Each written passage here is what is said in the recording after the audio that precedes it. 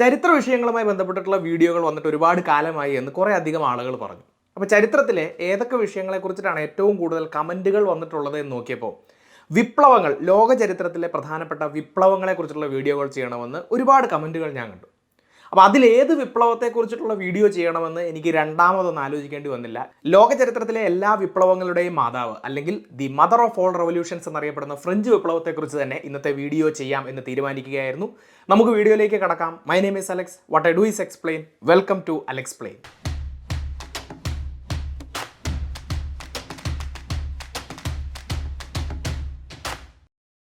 French വിപ്ലവം എന്ന ഒരു വിഷയത്തിലേക്ക് കടക്കുന്നതിന് മുന്നേ നമ്മൾ ഈ ഒരു ടോപ്പിക്കിനെ കുറിച്ചിട്ടുള്ള വീഡിയോസ്, പ്രത്യേകിച്ച് മലയാളത്തിലൊക്കെ നമ്മൾ സെർച്ച് ചെയ്യുകയാണെങ്കിൽ എക്സാം ഓറിയൻറ്റഡ് ആയിട്ടുള്ള വീഡിയോസാണ് നമ്മൾ എല്ലായിടത്തും കാണുന്നത്.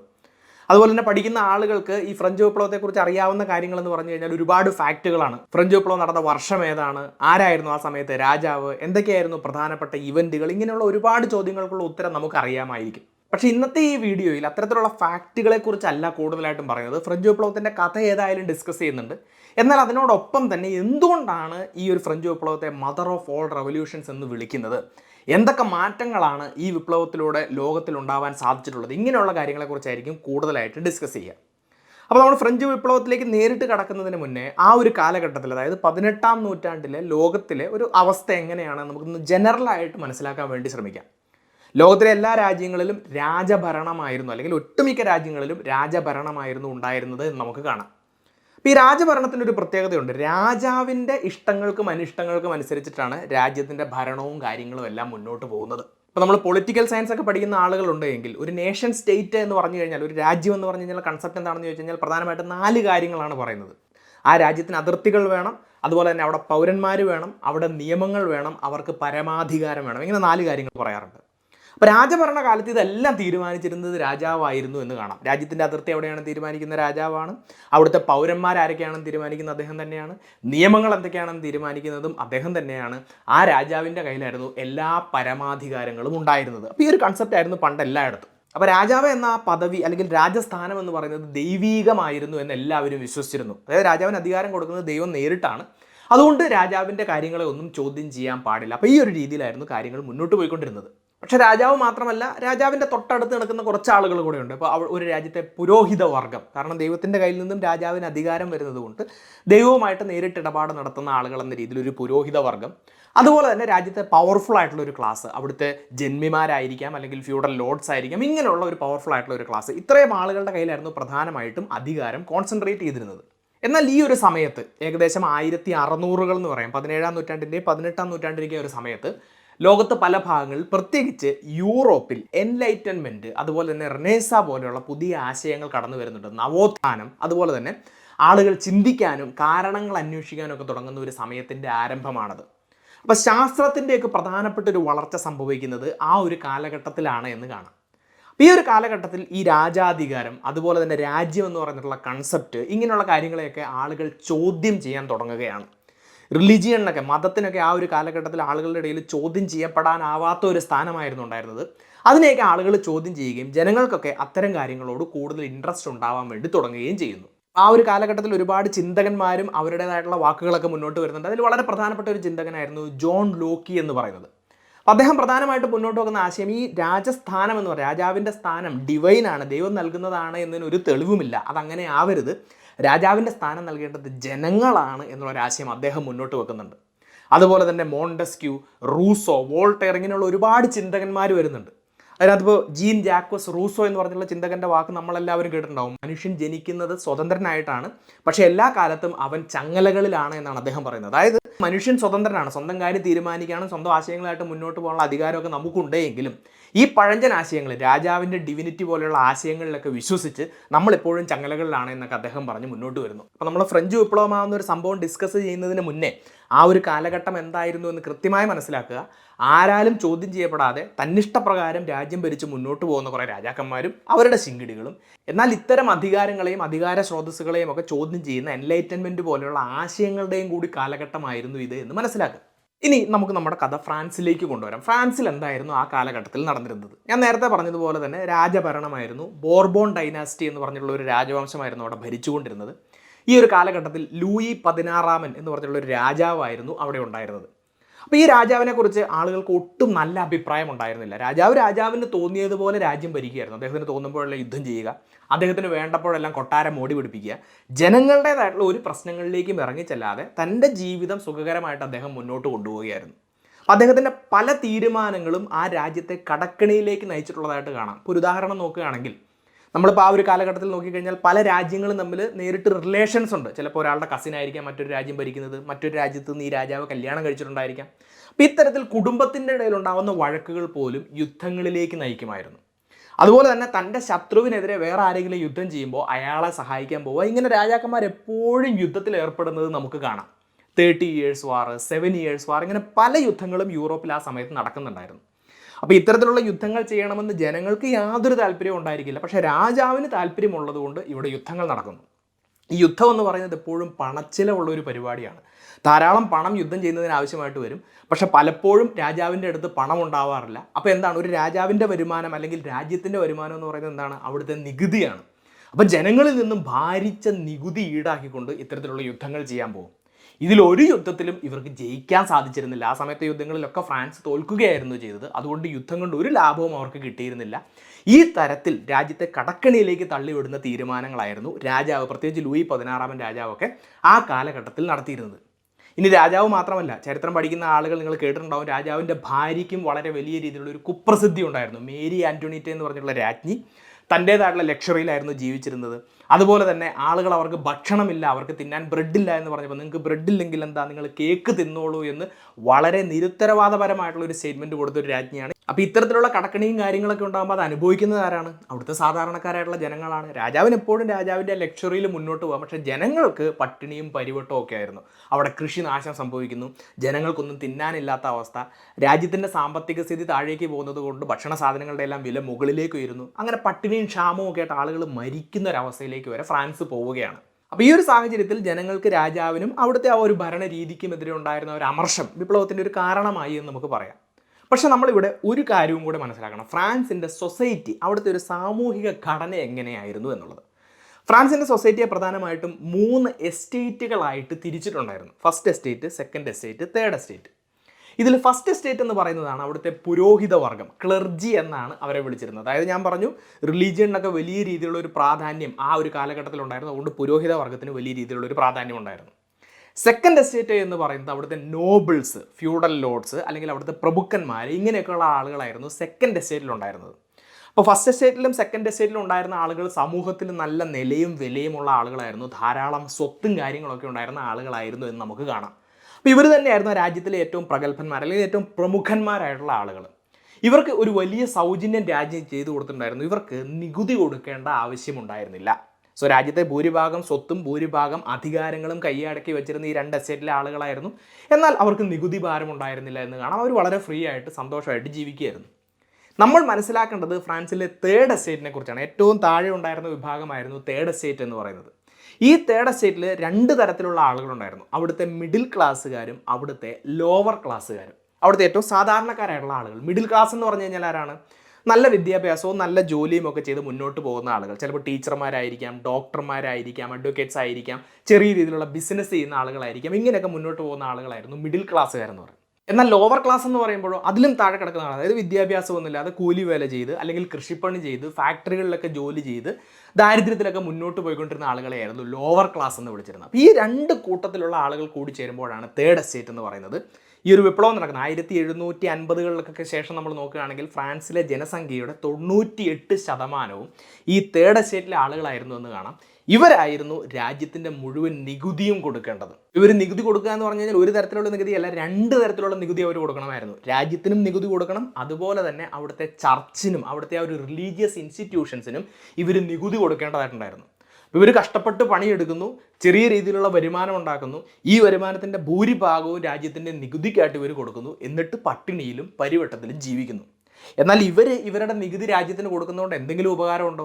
ആ നികുതി രാജാവിൻ്റെ അടുത്ത ആളുകളും പൊട്ടടിച്ച് തീർക്കുകയും യുദ്ധം ചെയ്ത് രാജ്യത്തെ കടക്കണിയിലേക്ക് കൊണ്ടുപോവുകയും ചെയ്യുന്നു. അപ്പോൾ രാജാവിൻ്റെ ഭരണത്തിൻ്റെ കാര്യത്തിൽ മാത്രമല്ല, രാജ്യത്തെ സാമൂഹിക വ്യവസ്ഥിതിയിലും അതുപോലെ തന്നെ അവിടുത്തെ സാമ്പത്തികമായ രീതിയിലും വലിയൊരു അമർഷം അവിടുത്തെ സാധാരണക്കാർക്ക് ഉണ്ടായിരുന്നു എന്ന് തിരിച്ചറിയുക. ഈ തേർഡ് എസ്റ്റേറ്റിലെ ആളുകളാണ് പിന്നീട് വിപ്ലവത്തിന് നേതൃത്വം കൊടുക്കുന്നത് എന്നുകൂടി മനസ്സിലാക്കുക. അപ്പോൾ ഫ്രാൻസിൻ്റെ ആ ഒരു സമയത്തെ അവസ്ഥ മനസ്സിലായിട്ടുണ്ട് എങ്കിൽ ഇനി ആ ഒരു വിപ്ലവം എങ്ങനെയാണ് നടന്നത് എന്ന് നമുക്ക് മനസ്സിലാക്കാൻ വേണ്ടി ശ്രമിക്കാം. അപ്പോൾ ഞാൻ നേരത്തെ പറഞ്ഞു ഫ്രാൻസിൻ്റെ സാമ്പത്തിക സ്ഥിതി വളരെ വലിയ രീതിയിൽ താഴേക്ക് പോയിക്കൊണ്ടിരിക്കുകയാണ്. അപ്പോൾ എങ്ങനെയെങ്കിലും നികുതി വർദ്ധിപ്പിക്കണമെന്നും ഈ ഒരു കടക്കണിയിൽ നിന്നും ഫ്രാൻസിനെ രക്ഷിക്കണമെന്നും ഫ്രാൻസിലെ അധികാരികളെല്ലാം കൂടെ ചേർന്ന് തീരുമാനിക്കുകയാണ്. അപ്പോൾ അവിടെ നികുതിയിൽ അല്ലെങ്കിൽ നികുതി ആ ഒരു സമ്പ്രദായത്തിൽ എന്തെങ്കിലും മാറ്റം കൊണ്ടുവരണമെങ്കിൽ അവിടുത്തെ പാർലമെൻറ്റ് പോലെയുള്ള ഒരു സംവിധാനമുണ്ട്, അത് വിളിച്ച് ചേർത്തേ മതിയാവൂ. അതിനെയാണ് എസ്റ്റേറ്റ് ജനറൽ എന്ന് പറയുന്നത്. അപ്പോൾ എസ്റ്റേറ്റ് എന്ന് പറഞ്ഞുള്ള വാക്ക് നമ്മൾ നേരത്തെ കേട്ടു. 3 എസ്റ്റേറ്റുകളായിട്ട് അവിടുത്തെ സമൂഹത്തെ തിരിച്ചിട്ടുണ്ട് എന്ന് പറഞ്ഞു. അപ്പോൾ ഈ 3 എസ്റ്റേറ്റിലെയും പ്രതിനിധികളുടെ ഒരു വലിയ മീറ്റിങ്ങിനെയാണ് എസ്റ്റേറ്റ് ജനറൽ എന്ന് പറയുന്നത്. അതാണ് ഞാൻ നേരത്തെ പാർലമെൻറ്റ് പോലെ എന്ന് പറഞ്ഞത്. പക്ഷേ പാർലമെൻറ്റിൻ്റെ നമ്മുടെ നാട്ടിൽ കാണുന്ന പാർലമെൻറ്റിൻ്റെ അധികാരങ്ങളോ കാര്യങ്ങളോ ഒന്നും എസ്റ്റേറ്റ് ജനറലിന് ഉണ്ടായിരുന്നില്ല. മാത്രമല്ല കഴിഞ്ഞ 175 വർഷങ്ങളായിട്ട് ഫ്രാൻസിലെ ഒരു രാജാവും ഒരു എസ്റ്റേറ്റ് ജനറൽ വിളിച്ച് ചേർത്തിട്ടുമില്ല. കാരണം ജനങ്ങൾക്ക് പറയുന്നത് എന്താണെന്ന് കേൾക്കാൻ രാജാക്കന്മാർക്ക് ഒരു താല്പര്യമില്ലായിരുന്നു. എന്നാൽ ഈ ഒരു സാഹചര്യത്തിൽ നികുതി സമ്പ്രദായത്തിൽ വലിയൊരു മാറ്റം കൊണ്ടുവരേണ്ടതിന് എസ്റ്റേറ്റ് ജനറൽ ആവശ്യമായതുകൊണ്ട് മാത്രം ഇവർ ഈ എസ്റ്റേറ്റ് ജനറൽ വിളിച്ച് ചേർക്കുകയാണ്. അങ്ങനെ 1789 മെയ് മാസം 5-ാം തീയതി 175 വർഷങ്ങൾക്ക് ശേഷം ഫ്രാൻസിൽ എസ്റ്റേറ്റ് ജനറൽ വിളിച്ച് ചേർക്കും.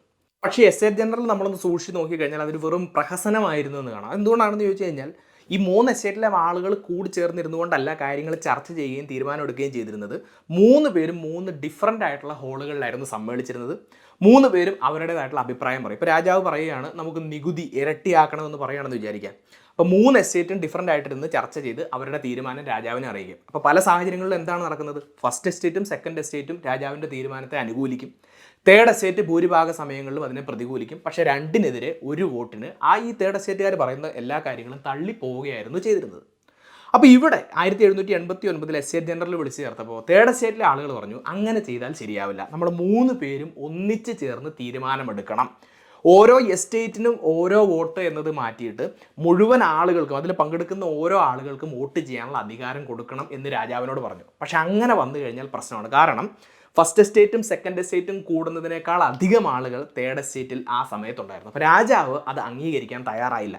അപ്പോൾ തേർഡ് എസ്റ്റേറ്റിലെ ആളുകൾ പറഞ്ഞു അതൊരിക്കലും സമ്മതിക്കാൻ പറ്റില്ല. രാജാവിൻ്റെ തീരുമാനം ഇങ്ങനെയാണെങ്കിൽ മറ്റ് എസ്റ്റേറ്റുകളിലെയും താല്പര്യമുള്ള ആളുകളെ കൂട്ടിച്ചേർത്തുകൊണ്ട് ഞങ്ങൾ ഒറ്റയ്ക്ക് ഒരു എസ്റ്റേറ്റ് ജനറൽ വിളിച്ചു ചേർക്കുകയും തീരുമാനങ്ങൾ എടുക്കുകയും ചെയ്യുമെന്ന് പറഞ്ഞു. അപ്പോൾ തേർഡ് എസ്റ്റേറ്റിലെ ആളുകൾ 1789 ജൂൺ 20-ാം തീയതി ഈ ഒരു മീറ്റിംഗ് കൂടാൻ വേണ്ടി തീരുമാനിക്കുകയാണ്. അപ്പോൾ മീറ്റിംഗ് നടത്താൻ ഒരിക്കലും രാജാവ് സമ്മതിക്കില്ല. ഈ മീറ്റിംഗ് നടക്കാതിരിക്കാൻ വേണ്ടി രാജാവ് ആ മീറ്റിംഗ് ചേരുന്ന ഹോള് നേരത്തെ തന്നെ അടച്ചു പൂട്ടി സീൽ ചെയ്തു. അപ്പോൾ അവർക്ക് മീറ്റിംഗ് കൂടാനൊരു സ്ഥലമില്ല. അപ്പോൾ ഇവരെന്ത് ചെയ്തു? ഇവരെ അനുകൂലിക്കുന്ന ഫസ്റ്റ് എസ്റ്റേറ്റിലെയും സെക്കൻഡ് എസ്റ്റേറ്റിലെയും ചില ആളുകൾ ഇവരെ അനുകൂലിക്കുന്നുണ്ടായിരുന്നു. അവരെ എല്ലാവരെയും കൂടെ കൂട്ടിച്ചേർത്തുകൊണ്ട് രാജാവിൻ്റെ കൊട്ടാരത്തിലെ ഹോളുകളിലാണ് ഈ മീറ്റിങ്ങുകൾ നടക്കുന്നത്. ഈ കൊട്ടാരത്തിൻ്റെ ഉള്ളിൽ ഒരു ഇൻഡോർ ടെന്നീസ് കോർട്ട് ഉണ്ടായിരുന്നു. ആ ടെന്നീസ് കോർട്ടിൽ ചെന്നുകൊണ്ട് ഇവരെല്ലാവരും കൂടെ ചേർന്ന് ഒരു പ്രതിജ്ഞ എടുക്കുകയാണ്. നമ്മുടെ ലക്ഷ്യം എന്ന് പറയുന്നത് ഫ്രാൻസിന് വേണ്ടി ജനങ്ങൾക്ക് ഇഷ്ടമുള്ള രീതിയിൽ ഒരു കോൺസ്റ്റിറ്റ്യൂഷൻ തയ്യാറാക്കുക എന്നുള്ളതാണ്. അതുകൊണ്ട് ആ ഒരു കോൺസ്റ്റിറ്റ്യൂഷൻ തയ്യാറാക്കുന്നത് വരെ നമ്മൾ പിരിഞ്ഞു പോകില്ല എന്ന് പറഞ്ഞ് അവരവിടെ ഒരു സംഘം രൂപീകരിക്കുകയാണ്. അതിൻ്റെ പേരാണ് നാഷണൽ അസംബ്ലി എന്ന് പറയുന്നത്. സോ ഈ ഒരു ഇവൻറ്റിനെയാണ് ചരിത്രത്തിൽ നമ്മൾ ടെന്നീസ് കോർട്ട് ഓത്ത് അല്ലെങ്കിൽ ടെന്നീസ് കോർട്ടിലെ സത്യപ്രതിജ്ഞ എന്ന് വിളിക്കുന്നത്. സോ ഒരു രാജാവിനെ ധിക്കരിക്കുകയാണ്, രാജ്യത്തുണ്ടായിരുന്ന ഒരു സിസ്റ്റത്തിനെ വെല്ലുവിളിക്കുകയാണ്. രാജാവിൻ്റെയും അതുപോലെ തന്നെ ചെറിയ ചില ആളുകളുടെയും കയ്യിലുണ്ടായിരുന്ന അധികാരമെടുത്ത് ജനങ്ങളുടെ കയ്യിലേക്ക് കൊടുക്കാൻ വേണ്ടി ഒരു വലിയ വിപ്ലവം ആരംഭിക്കുകയാണ്. അങ്ങനെ ഈ ടെന്നീസ് കോർട്ട് ഓത്തോടുകൂടി 1789 ജൂൺ മാസം 20-ാം തീയതി ഫ്രഞ്ച് വിപ്ലവം ആരംഭിക്കുകയാണ്. സോ നാഷണൽ അസംബ്ലി എന്ന പേരിൽ അവർ പ്രവർത്തനങ്ങൾ ആരംഭിക്കുന്നുണ്ടെങ്കിലും അവരുടെ ഒരു പ്രൈമറി ഐഡിയ എന്ന് പറയുന്നത് ഇതൊരു കോൺസ്റ്റിറ്റ്യൂഷണൽ മൊണാർക്കിയാണ് എന്നാണ്. രാജാവിനെ പൂർണ്ണമായിട്ടും പുറത്താക്കുക എന്നുള്ളതല്ല. രാജാവ് അവിടെ ഉണ്ടാവും, രാജാവിന് ചില ചെറിയ രീതിയിലുള്ള അധികാരങ്ങളുണ്ടാവും, അതോടൊപ്പം ജനങ്ങൾക്കും അധികാരം ഉണ്ടാവും. അങ്ങനെ മുന്നോട്ട് പോകുന്നതിനെയാണ് കോൺസ്റ്റിറ്റ്യൂഷണൽ മൊണാർക്കി എന്ന് പറയുന്നത്. അപ്പോൾ ആ ഒരു രീതിയിൽ മുന്നോട്ട് പോകാൻ ഇവർ തീരുമാനിച്ചപ്പോൾ ചെറിയ രീതിയിലുള്ള ഒരു സമ്മതം രാജാവിൻ്റെ രാജ്ഞിയുടെ ഒക്കെ ഭാഗത്തു നിന്നുണ്ടാകുന്നുണ്ട്. പക്ഷേ അവരുടെ ഉള്ളിൽ എങ്ങനെയെങ്കിലും ഈ വിപ്ലവത്തെ അടിച്ചമർത്തുക എന്നുള്ളൊരു തീരുമാനമാണുള്ളത്. അപ്പോൾ അതിന് വേണ്ടിയിട്ട് അവർ പല രീതിയിലുള്ള കാര്യങ്ങൾ ചെയ്യുന്നുണ്ട്. ഈ നാഷണൽ അസംബ്ലി കൂടുന്ന സ്ഥലത്തേക്കും വിപ്ലവകാരികളുള്ള സ്ഥലത്തേക്കും കൂടുതൽ ആർമിയൊക്കെ അവർ മൊബിലൈസ് ചെയ്യുന്നുണ്ട്. അപ്പോൾ ഇപ്പോഴും രാജാവ് ഞാൻ തന്നെയാണ്, അധികാരം എൻ്റെ കയ്യിലാണ്, ഞാൻ വേണമെന്ന് വെച്ചാൽ നിങ്ങളെ അടിച്ചമർത്താം എന്നുള്ളൊരു ഇൻഡയറക്റ്റ് മെസ്സേജാണ് രാജാവ് ഈ മൊബിലൈസേഷനിലൂടെയൊക്കെ കൊടുക്കുന്നത്. അപ്പോൾ രാജാവിൻ്റെ ആ ഒരു വെല്ലുവിളിക്ക് മറുപടി കൊടുക്കാൻ വേണ്ടി ജനങ്ങൾ തീരുമാനിക്കുകയാണ്. രാജാവിന് ശക്തി ഉണ്ടെങ്കിൽ ഞങ്ങൾക്കും ശക്തി ഉണ്ട് എന്ന് തെളിയിക്കുന്നതിന് വേണ്ടി അവർ ബാസ്റ്റിൽ എന്ന ഒരു കോട്ട ആക്രമിക്കുകയാണ്. ഈ ബാസിൽ കോട്ട എന്ന് പറയുന്നത് പ്രധാനമായിട്ടും ആ രാജ്യത്തെ ഒരു ജയിലായിട്ടാണ് ഉപയോഗിച്ചിരുന്നത്. മാത്രമല്ല ഗവൺമെൻറ്റിൻ്റെ അല്ലെങ്കിൽ മിലിറ്ററിയുടെ ആയുധങ്ങളൊക്കെ അവിടെ സൂക്ഷിച്ച് വെച്ചിട്ടുണ്ടായിരുന്നു. അപ്പോൾ ഈ ജയിൽ ആക്രമിച്ച് ജയിൽ ഉദ്യോഗസ്ഥരെ എല്ലാം വധിച്ചതിന് ശേഷം ആ ജയിലിലുണ്ടായിരുന്ന 7-8 തടവുകാരെ ഉണ്ടായിരുന്നുള്ളൂ. അവരെ റിലീസ് ചെയ്ത് അവിടുത്തെ ആയുധങ്ങളെല്ലാം എടുത്തുകൊണ്ട് ഇവർ ഫ്രാൻസിലെ തെരുവിലൂടെ ഒരു വലിയ ഘോഷയാത്ര നടത്തുകയാണ്. 1789 ജൂലൈ മാസം 14-ാം തീയതിയാണ് ഈ ഒരു ഇവൻറ്റ് നടക്കുന്നത്. ഫ്രാൻസിൻ്റെ ചരിത്രത്തിൽ ജനങ്ങൾ ശക്തി വെളിവാക്കിയ ഏറ്റവും വലിയൊരു ഇൻസിഡൻ്റ് ആയതുകൊണ്ട് ഇന്നും ഫ്രാൻസിൻ്റെ നാഷണൽ ഡേ എന്ന് പറയുന്നത് ഈ ജൂലൈ 14 എന്ന് തിരിച്ചറിയുക. അപ്പോൾ ഈ ഒരു ഇവൻറ്റ് നടന്നതോടുകൂടി രാജാവ് ചെറുതായിട്ടൊന്ന് പേടിക്കുകയാണ്. രാജാവിൻ്റെ ഭാഗത്തുനിന്ന് വലിയ രീതിയിലുള്ള നീക്കങ്ങളൊന്നും ഉണ്ടാവുന്നില്ല. ആളുകൾ കോൺസ്റ്റിറ്റ്യൂഷൻ മേക്കിംഗ് ആയിട്ട് മുന്നോട്ട് പോവുകയാണ്. ഇവർ ആദ്യം ചെയ്തത് എന്താണെന്ന് ചോദിച്ചു കഴിഞ്ഞാൽ ഫ്യൂഡലിസം, ജന്മിത്ത സമ്പ്രദായം നിർത്തലാക്കുകയാണ് ചെയ്തത്. ഞാൻ നേരത്തെ പറഞ്ഞു നമ്മുടെ സെക്കൻഡ് എസ്റ്റേറ്റിൽ പ്രധാനമായിട്ടും ഉണ്ടായിരുന്ന ഇത്തരത്തിലുള്ള ജന്മിമാരൊക്കെയാണ്. ഈ ജന്മിമാരുടെ പ്രത്യേകത എന്താണ്? അവരുടെ അച്ഛനപ്പൂപ്പന്മാരായിട്ട് സമ്പാദിച്ചു വെച്ചിരിക്കുന്ന സ്വത്ത് കൈമാറി ഇവരുടെ കയ്യിലേക്ക് വരികയാണ്. ഇവരൊരു പണിയും എടുക്കുന്നില്ല. ഇവരുടെ ഭൂമിയിൽ പണിയെടുക്കുന്ന കർഷകരുടെ കയ്യിൽ നിന്ന് നികുതിയും കാര്യങ്ങളൊക്കെ മേടിച്ച് സുഖിച്ച് ജീവിക്കുകയാണ് ഇവർ ചെയ്തിരുന്നത്.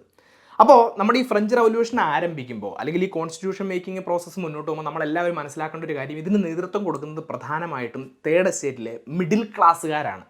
ഞാൻ നേരത്തെ പറഞ്ഞു മിഡിൽ ക്ലാസ്സുകാരാണ് കുറച്ചൊക്കെ വിദ്യാഭ്യാസവും നല്ല ജോലിയും ഒക്കെ ഉള്ള ആളുകൾ എന്ന് പറയുന്നത്. അതുകൊണ്ട് അവർക്ക് കുറച്ചുകൂടി ഇത്തരം കാര്യങ്ങളെക്കുറിച്ചുള്ള വിവരമുള്ള ആളുകൾ, കോൺസ്റ്റിറ്റ്യൂഷൻ അതുപോലെ തന്നെ ലിബർട്ടി ഇങ്ങനെയുള്ള കാര്യങ്ങളെക്കുറിച്ചൊക്കെ വിവരമുള്ള ആളുകൾ അവരായതുകൊണ്ട് ഫ്രഞ്ച് റവല്യൂഷൻ്റെ തുടക്കത്തിന് നേതൃത്വം കൊടുക്കുന്നത് അവരാണ് എന്ന് കാണാം. അവർക്ക് ഏറ്റവും എതിർപ്പുള്ളൊരു വിഭാഗമായിരുന്നു ഈ ജന്മിമാരെന്ന് പറയുന്നത്. മിഡിൽ ക്ലാസ്സുകാരൊക്കെ കഷ്ടപ്പെട്ട് പണിയെടുത്ത് കാശുണ്ടാക്കി ജീവിക്കുമ്പോൾ ഒരു പണിയെടുക്കാതെ ലക്ഷറീസ് ആയിട്ട് ജീവിക്കുന്ന ഇവർക്കെതിരെ അവർക്ക് പണ്ടേ ഒരു അമർഷം ഉണ്ടായിരുന്നു. മാത്രമല്ല ഇത്തരത്തിലുള്ള ജന്മിമാരുടെ അല്ലെങ്കിൽ ആ ഒരു ജന്മിത്തം അവസാനിപ്പിച്ച് കഴിഞ്ഞാൽ ഈ ഭൂമിയൊക്കെ കർഷകർക്ക് വിട്ടുകൊടുക്കാം എന്നുള്ളൊരു ഐഡിയ അവരുടെ കയ്യിലുണ്ടായിരുന്നു. അങ്ങനെ ഇവർ ജന്മിത്തം അല്ലെങ്കിൽ ഫ്യൂഡലിസം അബോളിഷ് ചെയ്യുകയാണ്. അതിനുശേഷം വരുന്ന ഏറ്റവും പ്രധാനപ്പെട്ട കാര്യം എന്ന് പറയുന്നത് ഓഗസ്റ്റ് 26 ഇവരൊരു ഡോക്യുമെൻ്റ് തയ്യാറാക്കി പബ്ലിഷ് ചെയ്യുകയാണ്. അതിനെയാണ് declaration of rights of men and citizen എന്ന് പറയുന്നത്. ഫ്രാൻസിൻ്റെ ചരിത്രത്തിൽ മാത്രമല്ല ലോക ചരിത്രത്തിൽ തന്നെ മനുഷ്യാവകാശങ്ങളൊക്കെ ആയിട്ട് ബന്ധപ്പെട്ട് റിലീസ് ചെയ്തിട്ടുള്ള വളരെ പ്രധാനപ്പെട്ട ഒരു ഡോക്യുമെൻ്റാണത്. 17ഓളം ആർട്ടിക്കിളുകളായിരുന്നു അതിനകത്തുണ്ടായിരുന്നത്. ഇതിനകത്ത് മനുഷ്യന്മാരെല്ലാം തുല്യരാണ് എന്നും അവർക്കെല്ലാം ഒരേ അധികാരങ്ങളാണുള്ളത് എന്നും ഒരു രാജ്യം മുന്നോട്ട് കൊണ്ടുപോകാൻ എല്ലാവരും ഒരുപോലെ ബാധ്യസ്ഥരാണ് മുതലായ ഒരുപാട് റൈറ്റ്സും കാര്യങ്ങളൊക്കെയാണ് ഈ ഒരു ഡോക്യുമെൻറ്റിൽ പറഞ്ഞിരിക്കുന്നത്. അതിലെ പ്രധാനപ്പെട്ട 3 ആശയങ്ങളായിരുന്നു ലിബർട്ടി, ഇക്വാലിറ്റി, ഫ്രറ്റേണിറ്റി എന്ന് പറയുന്നത്. ഈ ലിബർട്ടി, ഇക്വാലിറ്റി, ഫ്രറ്റേണിറ്റി തന്നെയാണ് ഫ്രഞ്ച് റവല്യൂഷൻ്റെ മുദ്രാവാക്യമായിട്ട് നമ്മൾ പഠിക്കുന്നത്. ഇത് അവിടെ കൊണ്ട് അവസാനിക്കുന്നില്ല. നമ്മുടെ ഇന്ത്യൻ കോൺസ്റ്റിറ്റ്യൂഷനിൽ നോക്കുമ്പോൾ പോലും നമുക്ക് ഈ 3 വാക്കുകൾ കാണാം. സോ അത്രത്തോളം ഇമ്പാക്റ്റ് ഉണ്ടാക്കുന്ന ഒരു ഡോക്യുമെൻ്റ് ആയിരുന്നു ഈ declaration of rights of men and citizen എന്ന് പറയുന്നത്. അപ്പോൾ ഫ്രാൻസിൽ മാത്രമല്ല ലോകത്ത് ആ ഒരു കാലഘട്ടത്തിൽ ഉണ്ടായിരുന്ന സിസ്റ്റത്തിനെ എല്ലാം വെല്ലുവിളിച്ചുകൊണ്ട് ഒരിക്കലും ആരും പ്രതീക്ഷിക്കാത്ത രീതിയിലുള്ള ഒരു ഡോക്യുമെൻ്റ് ആയിട്ടാണ് ഈ ഒരു ഡോക്യുമെൻ്റ് മുന്നോട്ട് വരുന്നത്. പിന്നീട് അത് ഫ്രഞ്ച് കോൺസ്റ്റിറ്റ്യൂഷൻ്റെ ഭാഗമായി മാറുകയും ചെയ്യുന്നുണ്ട്. പക്ഷേ ഇവിടെ ഒരു കാര്യം നിങ്ങൾ കൃത്യമായിട്ട് തിരിച്ചറിയണം. Declaration of rights of men and citizen എന്ന് പറഞ്ഞു കഴിഞ്ഞാൽ എല്ലാം തികഞ്ഞ ഒരു ഡോക്യുമെൻ്റ് ഒന്നും ആയിരുന്നില്ല. Declaration of rights of men എന്ന് പറയുമ്പോൾ മെൻ എന്ന് തന്നെയാണ് അവർ ഉദ്ദേശിച്ചത്. പുരുഷന്മാർക്കും സ്ത്രീകൾക്കും തുല്യമായിട്ടുള്ള അവകാശങ്ങളൊന്നും ഉണ്ടായിരുന്നില്ല. പുരുഷന്മാർക്കായിരുന്നു കൂടുതൽ അവകാശങ്ങൾ ഉണ്ടായിരുന്നത്. അതുപോലെ തന്നെ റൈറ്റ്സ് ഓഫ് സിറ്റിസൺ എന്ന് പറയുമ്പോൾ രാജ്യത്തെ പൗരന്മാരെന്ന് പറഞ്ഞു കഴിഞ്ഞാൽ രാജ്യത്തുള്ള എല്ലാവരെയും ഇവർ പൗരന്മാരായിട്ട് കണക്കാക്കിയിരുന്നില്ല. ഈ പറഞ്ഞില്ലേ ടാക്സ് കൊടുക്കുന്ന ആളുകൾ അല്ലെങ്കിൽ ഇത്രയും പ്രായത്തിന് മുകളിലുള്ള ആളുകൾ, ഇങ്ങനെയുള്ള ആളുകളെ മാത്രമാണ് അവർ പൗരന്മാരായിട്ട് കണക്കാക്കിയിരുന്നുള്ളൂ. സോ എല്ലാം തികഞ്ഞൊരു ഡോക്യുമെൻ്റ് ആയിരുന്നു പറയുന്നില്ല എങ്കിലും അതിനകത്തെ ആശയങ്ങൾ ശക്തമായിരുന്നു എന്ന് തിരിച്ചറിയുക.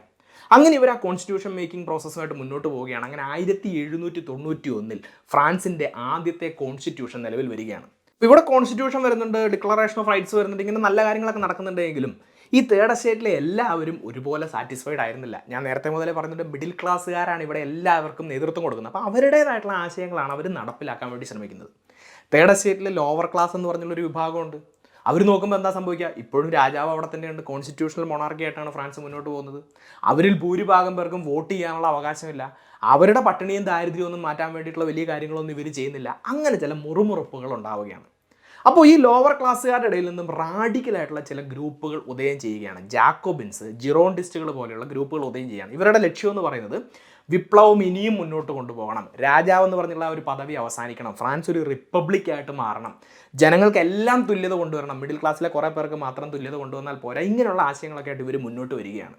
സോ ഈ ആശയങ്ങൾക്ക് ജനങ്ങളുടെ ഇടയിൽ വലിയ സ്വീകാര്യത കിട്ടുകയും 1792 ഈ കോൺസ്റ്റിറ്റ്യൂഷൻ പ്രകാരം ഫ്രാൻസിൽ ഒരു ഇലക്ഷൻ നടക്കുമ്പോൾ ഇത്തരത്തിലുള്ള റാഡിക്കലായിട്ടുള്ള ഗ്രൂപ്പുകൾ അധികാരത്തിലേക്ക് വരികയും ചെയ്യും.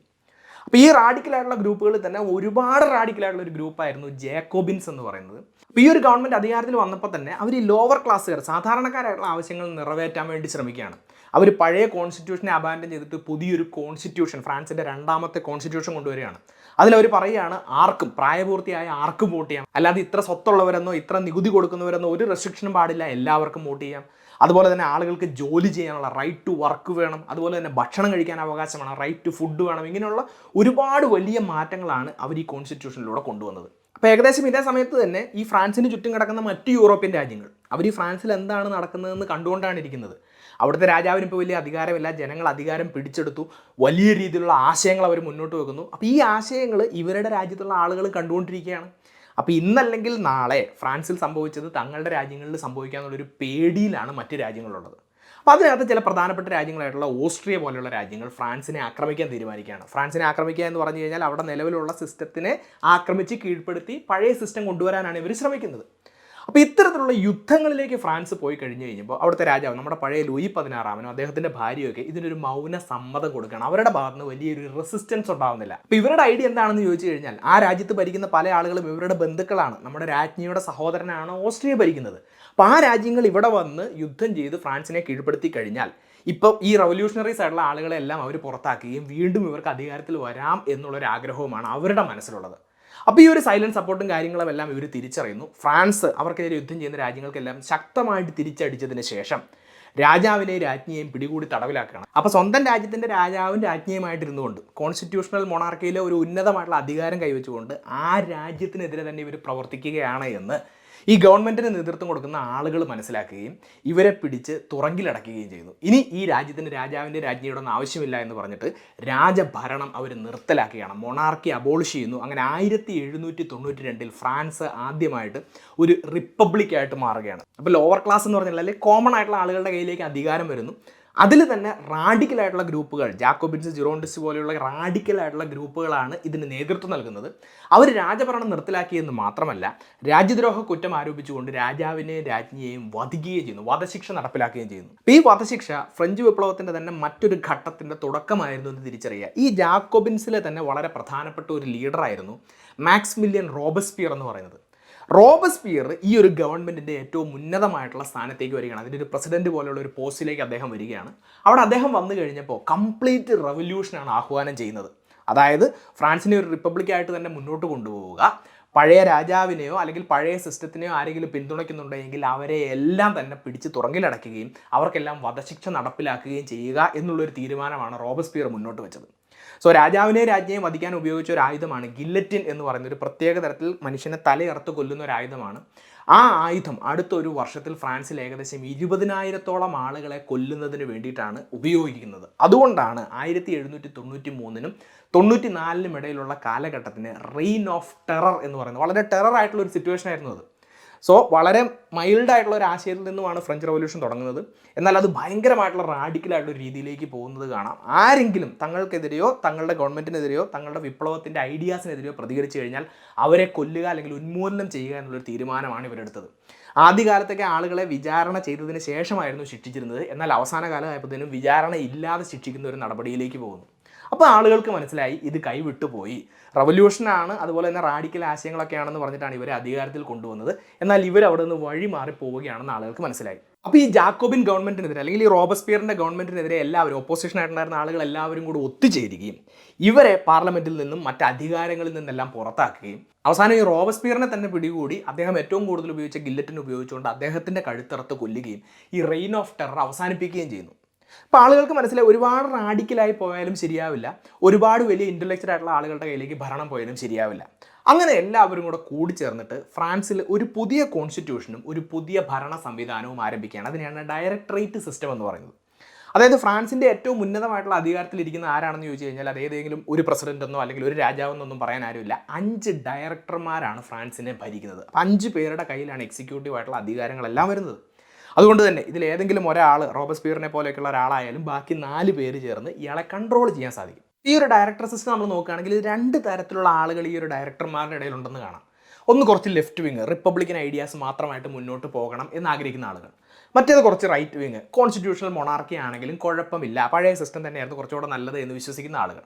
അപ്പോൾ ആദ്യകാലത്ത് ഇതിനകത്ത് റിപ്പബ്ലിക്കൻസിൻ്റെ എണ്ണമായിരുന്നു കൂടുതൽ. എന്നാൽ പിന്നീട് ഇതിനകത്ത് റൈറ്റ് വിങ്ങുകാർ പതിയെ ഉയർന്നു വരാൻ വേണ്ടി തുടങ്ങുന്നു. അപ്പോൾ ഈ റൈറ്റ് വിങ്ങുകാർ ഉയർന്നു വരുമ്പോൾ ഒരു പ്രശ്നം എന്താണെന്ന് വെച്ചാൽ അവർ 2 തരത്തിലുള്ള കാര്യങ്ങളാണ് ചെയ്യുന്നത്. ഒന്ന്, ഈ ഡയറക്ടർ സിസ്റ്റത്തിൻ്റെ ഉള്ളിൽ തന്നെ ഇവർക്കെതിരെ റിപ്പബ്ലിക്കൻ ആയിട്ടുള്ള ആളുകൾ വരാതിരിക്കാൻ വേണ്ടി അവരെ നോക്കും, അവരെ അടിച്ചമർത്താൻ വേണ്ടി നോക്കും.